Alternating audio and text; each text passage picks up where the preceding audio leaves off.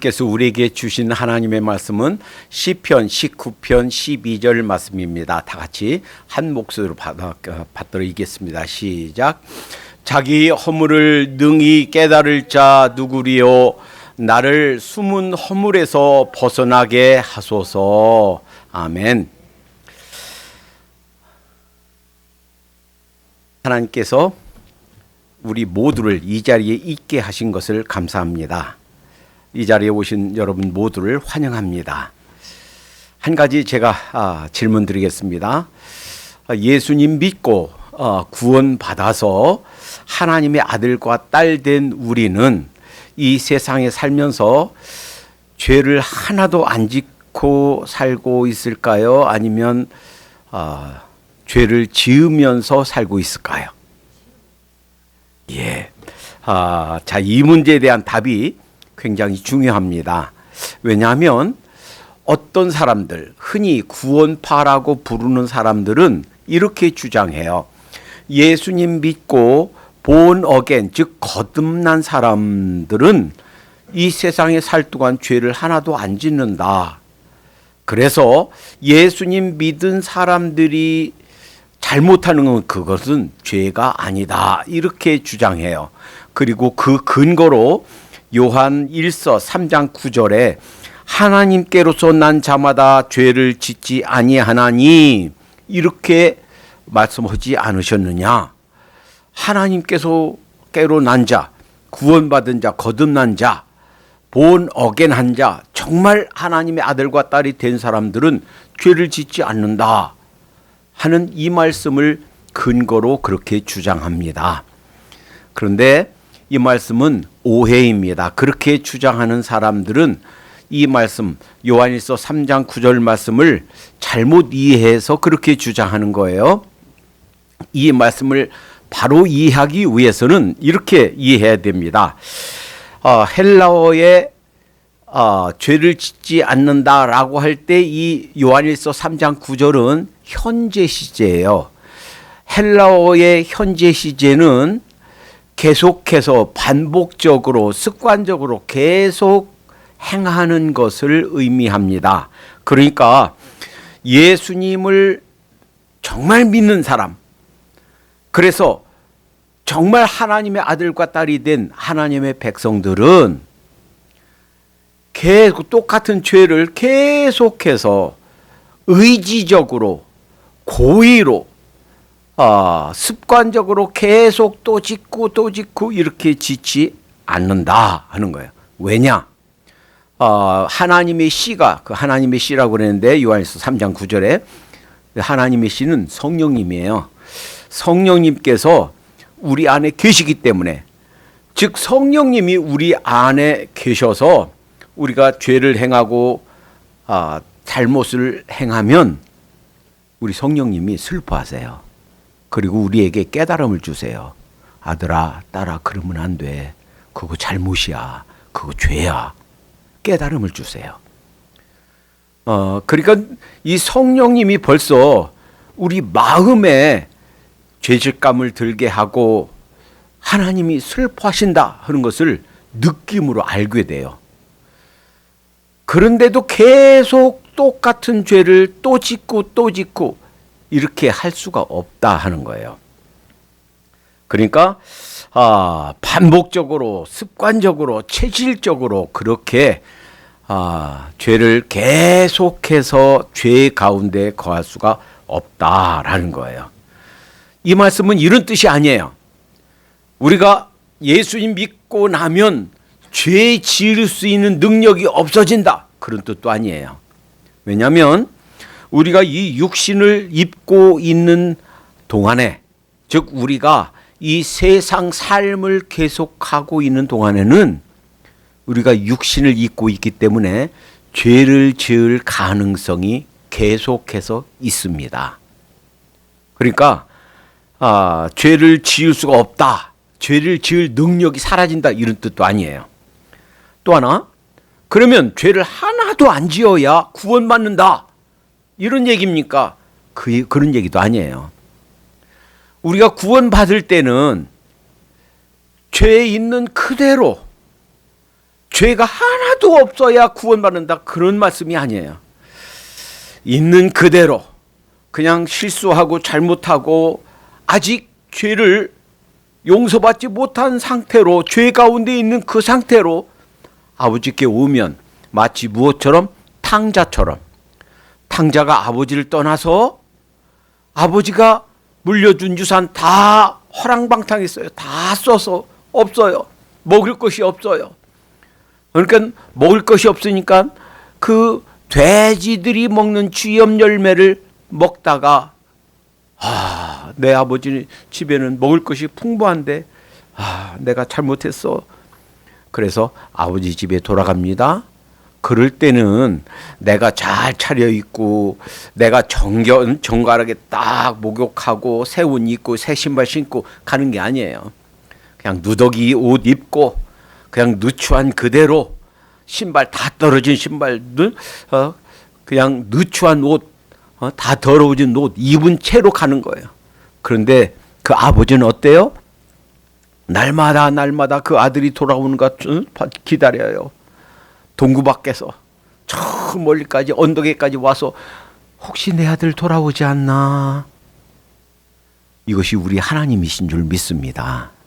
돌아올 때 있는 그대로, 더러운 그대로, 누추한 그대로, 떨어진 신발 신은 그대로 그냥 받아주세요.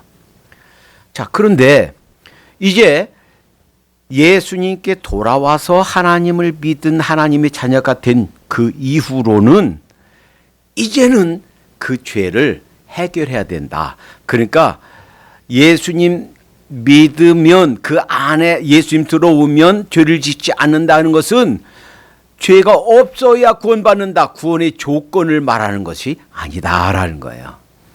자, 그러면 오늘 말씀, 우리가 예수님 안에 들어와서 계속해서 죄를 용서받는, 자백하는 삶, 계속 죄를 용서받는 삶이 중요한데 왜 그렇게 중요한가? Y의 문제. 잠깐 살펴봅니다. 왜 성숙한 삶, 성숙한 신앙, 성숙한 신앙 인격이 날마다 죄를 해결하는, 용서받는 그런 삶인가?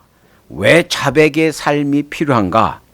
첫 번째는 만약에 우리가 예수 믿는다 하면서도 죄 가운데 있으면, 계속 죄를 짓고 살고 있으면 기도 응답이 없다라는 거예요. 기도 응답이 없어요.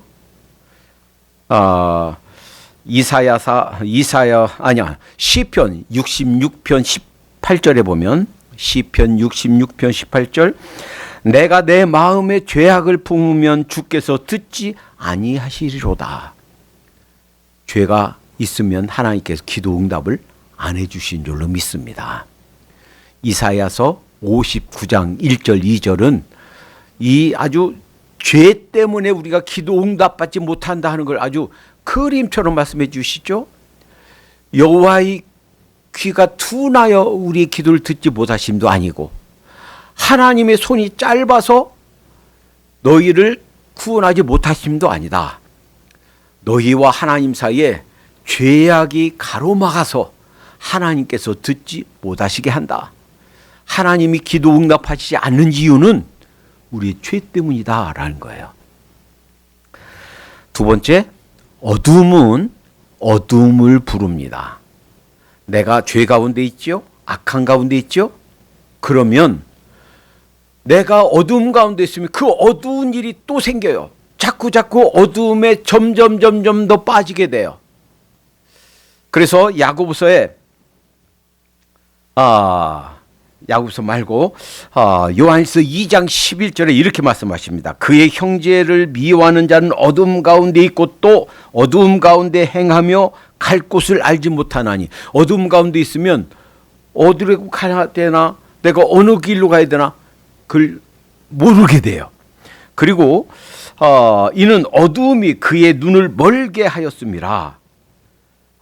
야고보서 4장에서는 하나님을 가까이 하라, 그리하면 가까이 하시리라. 내가 하나님 가까이 하면 하나님께서 우리를 가까이 하시고, 내가 죄를 가까이 하면 죄가 우리를 가까이 와요. 그러니까 점점 저 악한 가운데 있으면 눈이 멀어, 안 보여. 어느 길로 가야 될지 캄캄 안 보여.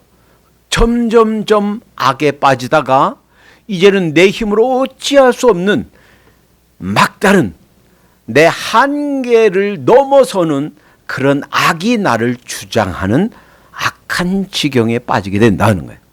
또 하나, 왜 이 날마다 정결한 가운데 날마다 죄를 용서받고 날마다 고백하는 자백하는 삶을 살아야 되는가? 왜? 이 문제 세 번째, 만약에 내가 죄 가운데 있고 악한 가운데 있으면, 어둠 가운데 있으면 하나님의 음성이 내게 들리지 않습니다. 사무엘상 3장에 보면 참 기가 막힌 일이 있어요. 당시 이스라엘 사람들 전체를 인도하는 제사장, 아주 대표 제사장은 엘리였어요. 나이는 한 90여 세 됐습니다. 엘리 제사장이 그 아들들이 하나님 앞에 죄를 범하는데도 그냥 뒀어요. 아들아, 그러면 안 돼. 그 아들을 붙잡고 그러지 말아라 해야 되는데 그러지 못하고 살았어요. 그러니까 하나님이 그 엘리 제사장이 그 자식들을 흔들어 깨우지 않는 것을 하나님께서 죄다라고 생각해서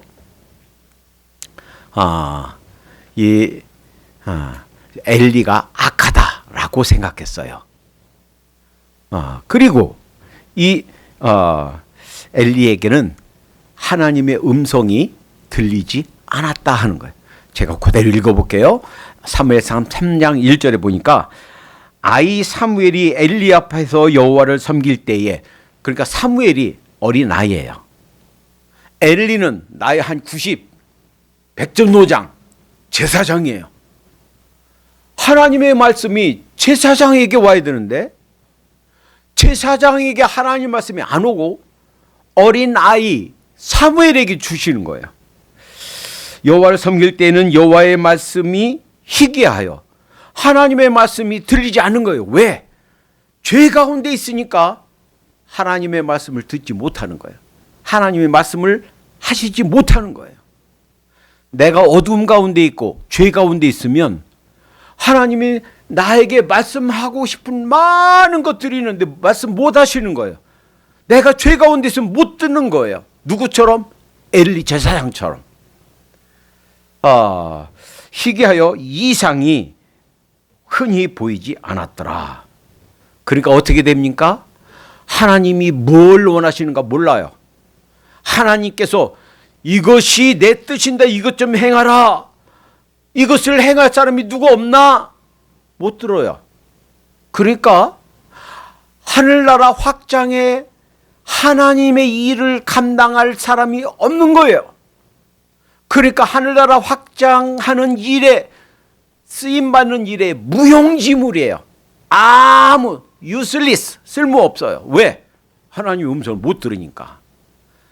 그래서 예수님 믿고 난 다음에도 계속해서 죄를 버리고 죄를 해결하면서 살아야 될 이유가 여기 있는 줄로 믿습니다. 눈이 어두워져요. 귀가 어두워져요. 하나님이 말씀하실 수가 없어요. 왜? 죄 때문에. 자, 그런데 그러면 자백, 이것이 무엇인가? 와세 문제? 자, 지난번에 한번 섬김에 대해서 요한복음 13장 예수님이 제자들의 발을 씻기는 장면을 한번 상고해 봤었는데 그 장면을 다시 한번 상고해 보겠어요. 우선 세팅, 그 상황은 어떤 상황인가? 내일이면 예수님이 잡혀서 십자가에서 돌아가실 바로 그 전날이에요.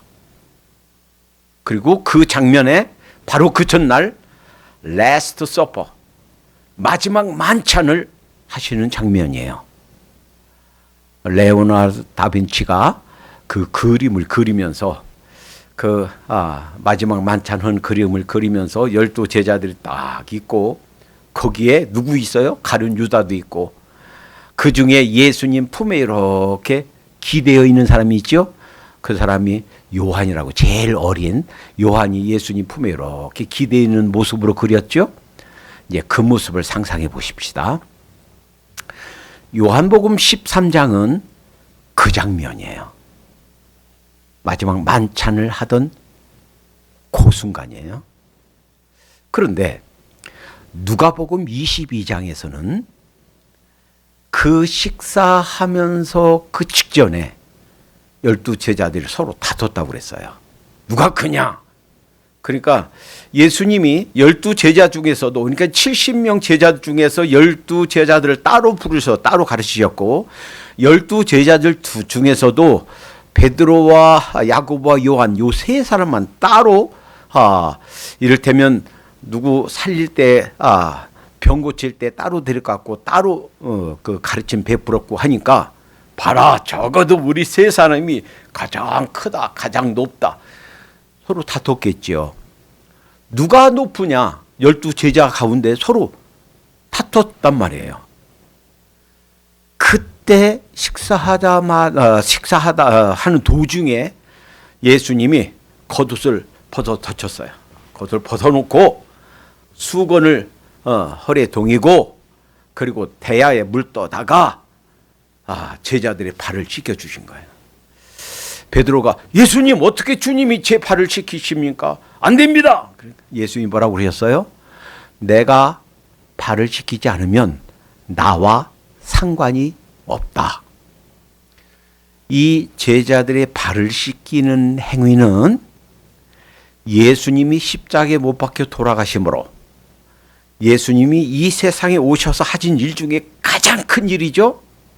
이 일은 1400년 전 출애굽 당시에 유월절 양을 잡아서 그 양의 피를 문설주에 바름으로 죽음의 사자가 넘어갔던 일을 상징적으로 가르쳐 주셨고 그 유월절 양으로 예수님이 오셨고 예수님이 여러분과 저를 대신해서 십자가에서 유월절 양으로 돌아가시는 그 피의 제사 단번에 영원한 그 피의 제사에 대한 상징.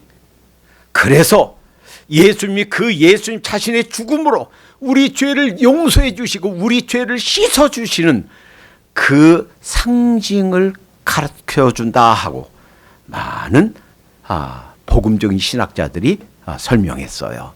자, 그런데 그 예수님이 십자가에서 돌아가심으로 내 죄를 씻어 주시는 일, 그 일을 나타내는데 자, 그러니까 베드로가 얘기했어요. 그래요? 그러면 저는 발뿐만 아니라 몸도 씻겨주세요. 얼굴도 좀 씻겨주세요. 그러니까 이미 목욕한 자는 발만 씻으면 된다. 그런데 예수님 그 식사하기 전에 목욕했나요? 제자들 목욕시켜 준 적이 있나요? 없어요. 그러니까 이것을 상징해요. 이미 예수님을 믿은 사람들, 이 사람들은 목욕한 것이다. 침례 받은 것이다. 이것을 상징해요. 그러니까 이 말씀에서 굉장히 중요한 두 가지 개념을 이것을 알아야 됩니다. 모든 사람이 목욕하는 것이 필요해요. 목욕하는 것은 무엇을 상징하는가? 예수님을 믿는 거예요. 하나님 앞에 하나님 저는 죄인입니다. 하나님 앞에 제가 죄인 것을 고백합니다. 제 죄를 용서해 주세요. 십자가에서 나를 위해 돌아가셨음을 믿습니다. 예수님을 개인의 구세주와 주님으로 모셔드립니다. 라고 영접하는 거예요.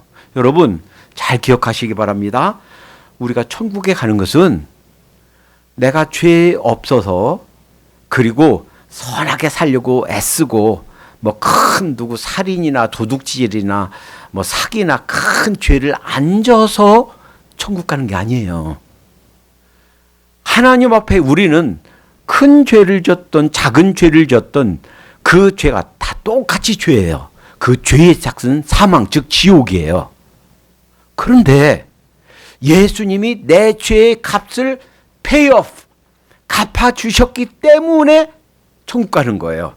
그래서 로마서 10장 9절 10절에 만일 내가 내 입으로 예수를 주로 시인하며, 내 입으로 예수님 영접합니다 라고 주님으로 시인하며, 또 하나님께서 그를 죽은 자 가운데 살리신 것을 내 마음에 믿으면 구원을 얻으리니. 그러니까 구원받는 것이, 천국 가는 것이 내가 다른 사람들보다 죄를 좀 덜 지어서 가는 게 아니고 예수님의 대속의 은혜를, 십자가 그 사랑을 받아들이고 믿음으로 구원받는 줄 믿습니다. 사람이 마음으로 믿어 의에 이르고, 그러니까 마음속에 예수님을 믿는 것으로 의에 이르고, 입으로 시인하여 예수님, 제가 예수님 믿습니다 하는 것을 입으로 시인함으로 구원을 받는다 하는 거예요. 헌금 많이 하고 착한 일 많이 하고 불쌍한 사람 많이 도와줘서 구원받는 게 아니고 예수님을 믿음으로 입으로 시인함으로 구원받는 줄로 믿습니다. 이것이 목욕에 해당돼요. 그리고 이것을 신학 용어로 회개다, repent다 이렇게 얘기해요. 이것은 일생에 한 번 있는 거예요. 그래서 내가 지금까지 살면서 평생 repent 한 번도 안 했다 한다면 그것이 해야 돼요. 아직 그거 안 한 사람들은 천국 갈 자격을 얻지 못한 거예요. 아직은 내가 하나님 앞에 하나님과 나와 관계가 맺어지지 않은 거예요. 아직 거의 맺어지려고 하지 아직 딱 관계가 맺어지지가 않은 거예요. 언제? 예수님, 저는 죄인입니다. 예수님을 제 마음, 제 인생 속에 모셔드립니다. 저를 구원해 주세요. 예수님 믿습니다 라고 믿고 자기 죄를 통회하고 버리고 예수님을 주님으로 고백하는 순간 딱 자녀 관계로 맺어지는 줄 믿습니다. 이것이 목욕이에요. 자, 그런데 문제는 한번 예수님을 믿은 사람, 구원받은 사람, 즉 repent, 회개해서 하나님의 자녀가 된 사람도 다니면서 발에 먼지가 묻어요. 그 팔레스타인 지역 아주 마른 땅이죠. 광야죠. 먼지가 푹석푹석 나죠. 아무리 아침에 깨끗이 발을 씻고 왔어도 땀이 나고 그 먼지 묻고 발이 더러워지죠. 죄를 아무리 안 지려고 노력해도 세상 살다 보면 죄를 짓게 돼요. 발에 때가 묻게 돼요.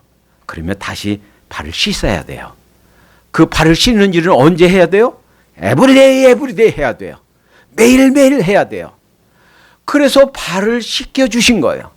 발을 씻는 일이 필요하다 하는 거예요. 자, 그러니까 이 자백이 무엇인가? 예수님 믿었어도 매일매일 발 씻듯이 그 죄를 버리는 것, 해결하는 것, 이것이 자백이에요. 그래서 회개가 repent라면 고백, 자백하는 것은 confess라고 그래요. 하나님, 제가 이런 죄를 지었네요. 용서해 주세요. 하나님 시선에서 우리 자신을 보고 고백드리는 거. 자, 그런데 만약 우리가 날마다 죄를 하나님께 자백하고 용서받는 삶을 산다면 어떤 일이 이루어지는가? 적어도 두 가지 일이 있어져요. 하나는 사실은요, 우리에게 일어나는 많은 이런 마음의 문제, 정신적인 프로블럼, 갖가지 우울증과 불안, 조울증, 정신 착란, 요즘에 너무나 많이, 한국도 미국도 너무나 많이 정신적인 프로블럼이 있죠. 사실 그 이면에는요, 근본 아주 깊은 뿌리가 이 용서받지 못한, 해결하지 못한 죄가 있어요. 죄 문제 때문에 갖가지 이런 프로블럼이 생겨요. 만약에 진정한 의미에서 우리가 자백을 하고 하나님께서 주시는 용서를 받는다면 영적인, 정신적인 이런 프로블럼들이 해결돼요. 그리고 이 용서받지 못한 죄 때문에 생기는 온갖 그런 문제들로부터 참된 치유가 일어나요. 대부분 개인에게 있는, 그리고 가족 관계에서 인간 관계에서 생겨나는 많은 문제들이 무슨 문제? 하나님 앞에서 나와 하나님과 관계에서 죄 문제가 용서받고 해결되면 자연스럽게 치유되는 일들입니다. 또 하나, 이렇게 하나님께 자백해서 이 문제가 해결되면 비슷한 유형의 또 다른 죄를 범하지 않게 돼요. 적어도 또다시 죄에 빠질 가능성이 줄어들어요. 그래서 용서받을 필요가 있는 거예요. 자, 그러면 하우의 문제. 어떻게 용서받는가? 내가 하나님 앞에 내가 죄인이라는 거, 그리고 그걸 고백하고 용서받으려면 어떻게 되는가? 어떤 단계를 거쳐서 죄 용서받게 되는가? 우선 예비 단계가 있고 그 단계 3단계가 있어요. 자, 우선 예비 단계는 이거예요. 하나님께서 우리 인간을 창조하시고 이 창조 시대 때부터 이 인류 마지막까지의 모든 일을 위해서 기록해 놓은 것이 성경이에요. 그런데 이 성경 처음부터 끝까지 계속 흐르는 중요한 이슈가 하나 있는데 그것이 죄 문제예요. 우리 인생들이 왜 이렇게 불행과 고통과 이런 불행 가운데 있는가? 죄 때문이에요. 죄 때문에 하나님과의 관계가 끊어졌기 때문이에요. 그리고 왜 예수님이 이 땅에 오셨는가? 죄 문제를 해결하기 위해서예요. 이 문제가 해결될 때 우리 인간의 근본적인 문제가 풀어져요. 그리고 그 죄 문제 해결되어야 영원한 주님의 품 천국에 가게 돼요. 이거 해결 안 되면 천국에 결코 못 갑니다. 자, 그래서 이 죄 문제, 성령님이 하시는 가장 큰 일은 우리가 이 영원한 죄의 문제가 해결되게끔 하시는 것이 성령님의 제1차 역사예요. 예수님 십자가에 못 박혀 돌아가신 것도 죄 문제를 해결하시기 위해서였고, 자, 그 예수님이 하신 역사를 가지고 개인에게 성령님께서 역사하시는 것도 바로 죄 문제를 해결하시기 위해서예요. 그래서 이렇게 기도해야 돼요. 하나님, 제게 있는 죄 문제 성령님께서 깨닫게 해주세요. 하나님께서 도와주세요. 내가 무슨 죄가 있는지 깨닫지도 못하고 있는데 그 죄 깨닫게 해주시고 그거 버릴 수 있게 해주시고 그 죄에서 벗어나게 해주세요. 먼저 기도해야 되겠어요. 이것이 예비 단계예요. 죄의 문제를 해결하는 일은 하나님의 일이에요. 구약과 신약에는 모든 하나님의 손길, 그 역사는 죄 문제를 해결하는 역사예요. 그리고 이 죄 문제 해결한 사람들만 영원한 천국에 있게 될 거예요. 둘째, 이 죄 문제에 있어서 자기 점검하는 것이 필요해요. 이제 1단계예요. 자기 점검. 대부분은 우리는 이렇게 생각해요. 아이고, 나는 문제 없습니다. 사회 법 잘 지키고 국가의 교통법규니 사회법인이 잘 지키고 있고 세금 잘 내고 있고 누구 거 강탈하거나 훔치지 않고 살인하거나 큰 죄 짓지 않고 잘 살고 있습니다. 아무 문제 없습니다. 대부분 사람들이 이렇게 생각하죠. 그런데 그거는 내 생각이에요. 내 생각에 나는 아무 문제 없다라고 생각하지만 그러나 살펴봐야 된다 하는 거예요. 잠언 6장 16절서부터 19절까지 보면 이렇게 말씀하세요. 하나님께서 여호와의 미워하시는 것, 그 마음에 싫어하시는 것이 6, 7가지니 하나님께서 아주 미워하시는 것이 있대요. 그러니까 뭐예요? 죄죠. 우리가 흔히 죄라고 생각지도 않고 있는 거, 죄라고 깨닫지도 못하고 있는 거, 그것이 한 6, 7가지 된대요. 그것이 뭐냐면 곧 교만한 눈과 교만한 거예요. 다른 사람보다 내가 조금 높다. 다른 사람보다 조금 더 많이 가졌다. 다른 사람보다 조금 더 많이 안다.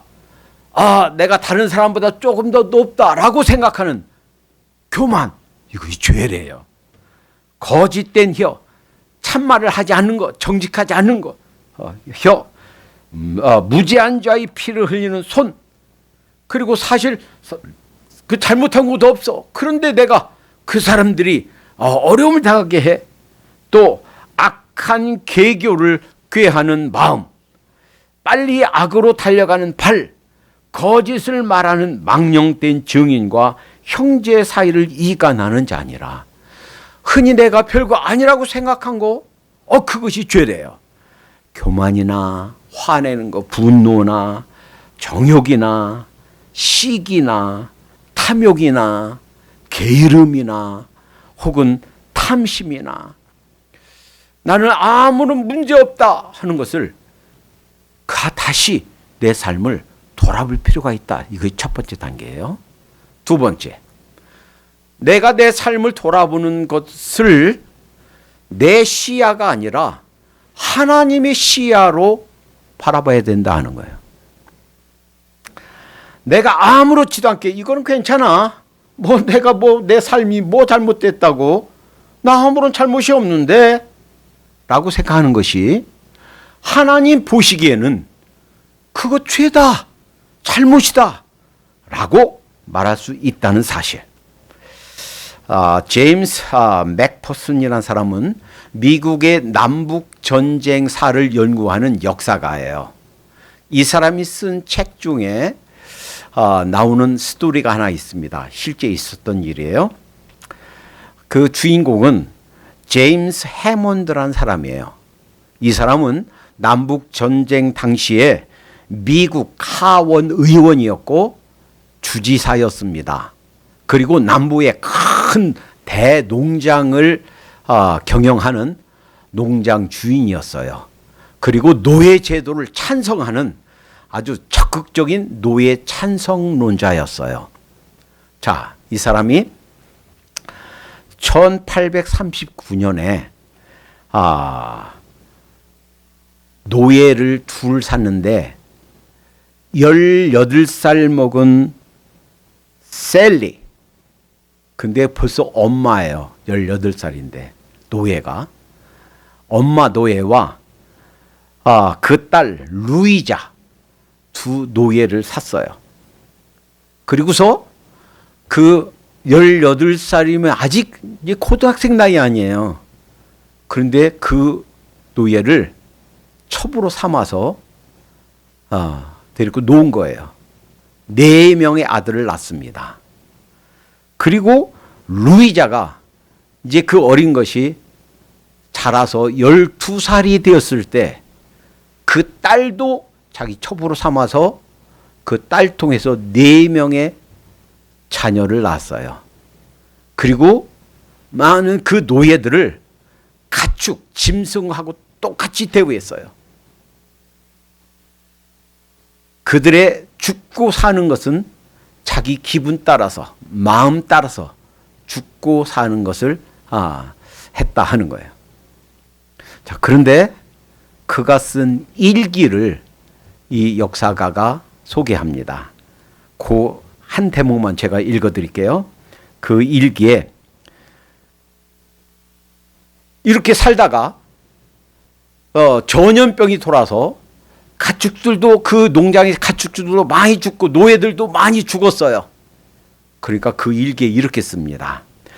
위대한 하나님이시여, 제가 무슨 잘못이 있나요? 이렇게 저주받은 사람은 없을 것입니다. 이런 가혹한 운명을 겪을 정도로 제가 하거나 하지 않은 일이 무엇이 있습니까? 하나님 앞에 이런 대드는 거예요. 하나님, 제가 뭘 잘못했나요? 하나님이 하라 하는 거, 하지 않은 거 뭐 있고, 하지 말라 하는 거, 한 거 무엇이 있습니까? 극단적인 예죠. 그런데요,